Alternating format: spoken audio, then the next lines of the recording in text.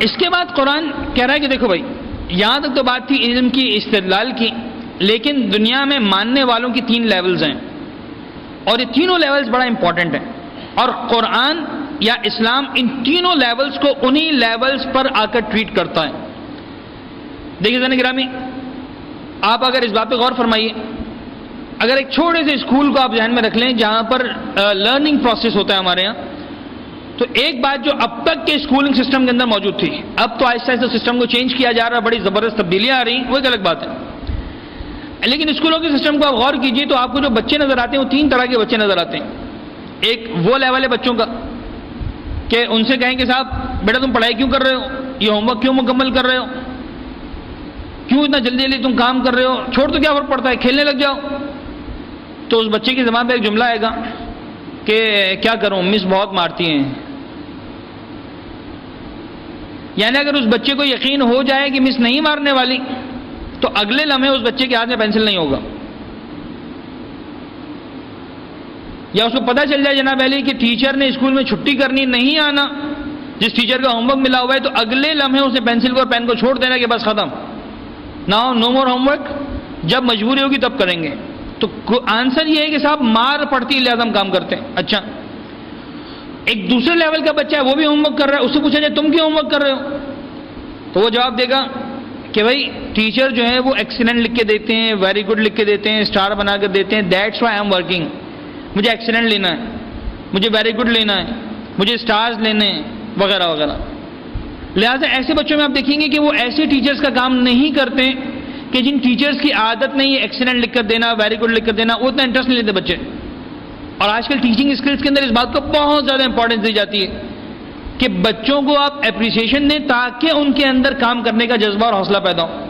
تو ایک لیول وہ ہے، انہیں مار کا ڈر نہیں، انہیں پتہ ہے کہ ہم پڑھائی کرنے والے بچے ہیں، محنت کرنا ہے ہم نے، لیکن ایکسیلنٹ لینا ہے، لہٰذا ایکسیلنٹ لینے کے لیے، اور اگر پتہ چل جائے کہ ٹیچر چینج ہو گئی، ایکسیلنٹ لینے والی ٹیچر نہیں رہی، تو اب اس کو بچے کو کام میں اتنا انٹرسٹ نہیں رہے گا، وہ کام اتنا دلجمی سے نہیں کرے گا۔ اور ایک تیسرے لیول کا بچہ ہے، یہ عام طور پر وہ ہوتے ہیں جنہیں ہم کتاب کے کیڑے کہتے ہیں، جن کا کام ہے پڑھنا، انہیں اس سے غرض نہیں ہے کہ مار پڑنے والی ہے، انہیں اس سے غرض نہیں ہے کہ ایکسیلنٹ ملنے والا، انہیں اس سے غرض ہے کہ ہم نے اسکول جوائن کیا ہے، ہم اسکول میں جا رہے ہیں تو ہمیں پڑھائی کرنی ہے، بس ہمیں پوزیشن لینی ہے، ہمیں پڑھائی کرنی ہے، ہمیں علم حاصل کرنا ہے، ہمیں یہ کرنا ہے، ہمیں وہ کرنا ہے۔ یہ 3 لیولز ہیں، یہ تینوں لیولز تھوڑا سا اس کو آپ اوپر کے مرحلے پر آ کر دیکھیے تو پوری انسانیت میں آپ کو لیول نظر آئیں گے۔ پروردگار کی عبادت بھی انہی 3 لیولز پر ہوتی ہے۔ ایک انسان عبادت کرتا ہے اس وقت جب مولانا کو ایسی روایت پڑھتے ہیں کہ دیکھو تمہاری قبر میں بچھو آنے والے ہیں، سانپ آنے والے ہیں، لوہے کے گرد آنے والے ہیں، آگ کو اس پگھلا کر، جناب علی لوہے کو پگھلا کر تمہارے کان میں ڈالا جائے گا، تبھی وہ جب سنیں گے تبھی گانے سننا چھوڑیں گے، ورنہ نہیں چھوڑیں گے۔ تمہاری قبر تمہیں دبانے والی ہے، تب جا کر وہ والدین کا احترام کرنا شروع کریں گے، گھر والوں سے اچھا سلوک کریں گے، ورنہ نہیں کریں گے۔ ڈر کے مارے، خوف کے مارے، جہنم کے مارے، اور ہے حقیقت ہے، صرف ڈرانا نہیں قرآن نے، کوئی مذاق بھی نہیں ہے اس کے اندر، یہ سب اپنے مقام پر حقیقت ہے۔ وہ سارے کے سارے عذاب روایتوں کے اندر، قرآن کے اندر باقاعدہ کھلم کھلا قرآن نے بات کی، اس میں کوئی کمپرومائز نہیں کیا۔ تو ایک لیول وہ ہے جو ڈر کے مارے عبادت کرتا ہے۔ اسلام کہتے ہیں کوئی بات نہیں، ڈر کے مارے سے ہی لیکن عبادت کرو، تمہارا انسان بننا زیادہ امپورٹنٹ ہے، تمہارا نیک بننا زیادہ امپورٹنٹ، تمہارا جنتی بننا زیادہ امپورٹنٹ ہے۔ آپ نے دیکھا ہوگا بہت سارے بچے بڑے ہونے کے بعد جو بچپن میں حتیٰ اپنے بڑے بھائی کو، اپنے والدین کو، اپنی ماں کو، اپنے باپ کو برا بھلا کہہ رہے ہوتے ہیں، یہ باپ مجھے مارتا ہے پڑھائی کرنے کے لیے، ٹیچر مارتا ہے مجھے پڑھائی کرنے کے لیے، بڑا بھائی مارتا ہے مجھے پڑھائی کرنے کے لیے۔ جب بڑا ہونے کے بعد اچھا رزلٹ آ جاتا ہے، اچھی جاب پہ لگ جاتا ہے، اچھا کاروبار کرتا ہے، بعد میں اگر کہتا ہے کہ واقعی اگر میرے باپ کی پٹائی نہ ہوتی تو میں انسان نہ بنا ہوتا، مجھے تو نہیں پتا تھا، شکر میرے باپ نے میری پٹائی کی۔ تو اسلام کہتا ہے کہ ٹھیک ہے، آج اے انسان جب تو جنت میں جائے گا تب تو یہ پتا چلے گا کہ اچھا تھا کہ وہ ڈنڈوں کی بات تھی، وہ عذاب کی بات تھی، وہ قبر و قیامت کی بات تھی، وہ آگ اور گھوڑوں کی بات تھی، اگر وہ نہ ہوتی تو میں جنتی نہ بنا ہوتا، اچھا ہوا وہ ساری باتیں تھی، ٹھیک ہے، نائس، ویری گڈ۔ تو ایک وہ لیول۔ دوسرا لیول وہ ہے کہ جہاں انسان عبادت کرتا ہے خدا کی کچھ پانے کے لیے، کچھ حاصل کرنے کے لیے، جنت کا تذکرہ ہے، حوروں کا تذکرہ ہے، مال و متاع کا تذکرہ ہے، نعمتوں کا تذکرہ ہے، نہ جانے محلوں کا تذکرہ ہے، دودھ کی نہروں کا تذکرہ ہے، شہد کی نہروں کا تذکرہ ہے، جنت کے باغات کا تذکرہ ہے، نہ جانے کتنا ہی لالچ جو قرآن نے دیا ہے۔ اچھا لالچ نہیں، حقیقت بھی ہے، اور یہ مزاج و مزاجی جو آپ دیکھیں گے عام طور پر شب قدر کے اندر بھی یا رمضان کی دعاؤں میں بھی مفازل الجنان کھولتے ہیں اور ہر صفحے پر دیکھتے ہیں کہ دعا سے پہلے کا جو پیراگراف اس میں کیا لکھا ہوا ہے.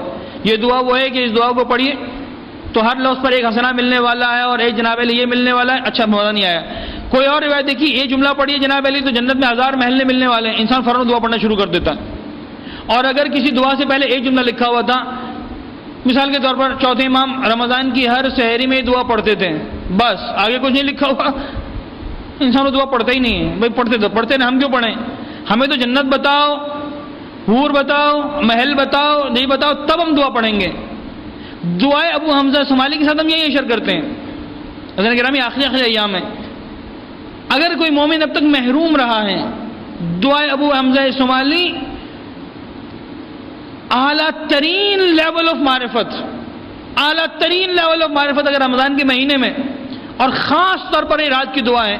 رات میں بھی سحر کی دعاؤں میں سے ہی ہے, یعنی رات کا وہ پہر جب بہرحال اللہ والوں کے علاوہ ہر ایک سو رہا ہوتا ہے. دیکھیے سحر کا وہ وقت ہے جو خاص اللہ والوں کا وقت ہے. یہ جتنے بدماش ہوتے ہیں, یہ جتنے کلبز ہوتے ہیں, یہ جتنے شرابی کبابی ہوتے ہیں, ان کی بھی ایک لمٹ ہے. رات کے 12 بجے, 1 بجے, 2 بجے, 3 بجے آخر تھکا کر سو جاتے ہیں. 3:30 4 بجے کا وقت کوئی بدماش جاگتا ہوا نہیں ملے گا. 3:30 4 بجے کا وقت وہ جو صرف اللہ والوں کا خاص وقت ہے.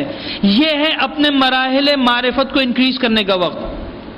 دعائے ابو حمزہ صومالی امام ہر رات پڑھتے ہیں. میں اور آپ ہر رات نہیں پڑھ سکتے ہیں, کوشش مت کیجیے گا, نہیں پڑھ پائیں گے. رمضان میں ایک رات تو پڑھ کے دکھائیے. میں کہتا ہوں اب ایک رات میں بھی ہم اتنی آسانی سے نہیں پڑھ پائیں گے اتنی بڑی دعا, خاص طور پر عربک ترجمہ ساتھ میں پڑھیے. اس دعا کے 3 حصے کیجیے, اس دعا کے 4 حصے کیجیے, اس دعا کے 5 حصے کیجیے. ابھی کچھ راتیں باقی رمضان کا مہینہ مکمل ہونے میں, ایک ایک حصہ ایک ایک رات میں پڑھیے تاکہ پتہ چلے دعا ابو حمزہ کے اندر ہے کیا. چاہے اس دعا کے ابتدا میں نہیں لکھا ہوا جنت ملنے والی اور یہ ملنے والا, لیکن معرفت ملنے والی ہے. یہ رمضان کا سب سے قیمتی تحفہ ہے, مس مت کیجیے اس کو. تو ایک وہ لیول عبادت کا جہاں انسان کیا کرتا ہے, کچھ پانے کے لیے عبادت کرتا ہے, کچھ پانے کے لیے, ٹھیک ہے. اور تیسرا لیول عبادت کا وہ ہے کہ جہاں انسان کو اس سے غرض نہیں ہے کہ آیا عذاب آنے والا ہے, کہ ڈنڈے آنے والے ہیں, کہ عذاب کے فرشتے آنے والے ہیں, کہ قبر دبانے والی, نہ اس بات کی فکر ہے جناب علی کی جنت ملنے والی ہے اور حوریں ملنے والی ہیں اور محلات ملنے والے ہیں اور کیا کچھ ملنے والا ہے. اسے اس بات کی فکر ہے کہ میرا خدا چاہتا ہے کہ میں عبادت کروں لہٰذا عبادت کر رہا ہوں. اب اگر سوچی تو سمجھ میں آئے گا مولا کائنات کا فرمان کہ یا پروردگار تیری عبادت علی نے نہ جنت کے شوق میں کی ہے نہ جہنم کے خوف میں کی ہے, تجھے لائق عبادت جانا ہے تو تیری عبادت کی ہے.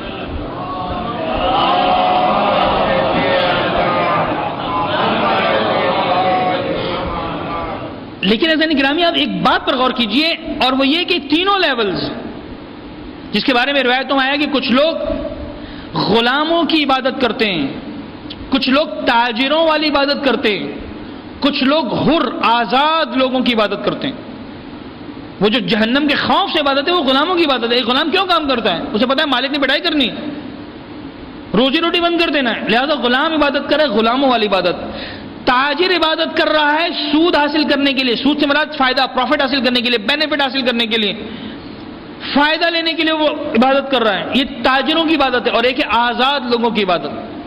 اور قرآن نے قدم قدم پر ان تینوں لیولز کو کیٹر کیا ہے, تینوں لیولز کو. ٹھیک ہے اگر تم آزاد بن کے عبادت کرنے کے لیے آ رہے ہو تب بھی تم ہماری نگاہوں میں پسندیدہ ہو, کوئی مسئلہ نہیں.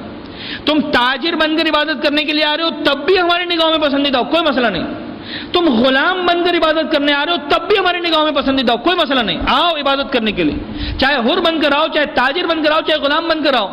اگر تم عبادت کے لیول سے نکل جاؤ گے, معصیت کاروں میں چلے جاؤ گے, وہ بہرحال گرا ہوا لیول ہے, وہ بہرحال حیوانیت کا لیول ہے. ہم چاہتے ہیں تم کسی وجہ سے بھی انسان بن جاؤ.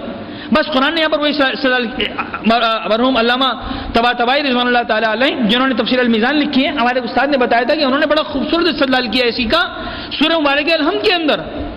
سورہ مبارکہ الحمد بڑی گہری سورہ ہے. وہ فرماتے ہیں کہ ابتدائی 3 آیتوں کو دیکھ لیجئے, وہ انہی تینوں لیولز کو پیش کر رہے ہیں. بسم اللہ الرحمن الرحیم. پہلی آیت کیا ہے؟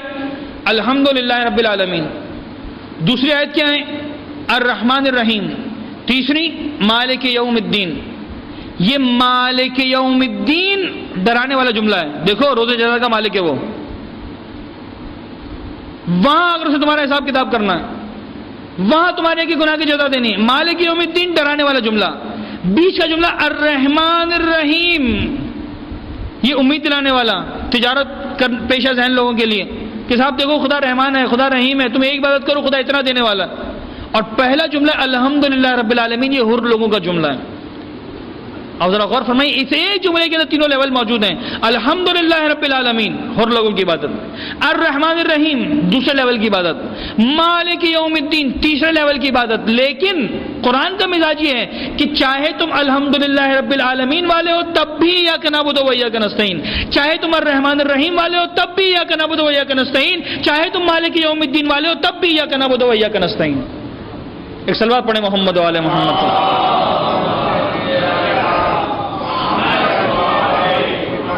تو اب قرآن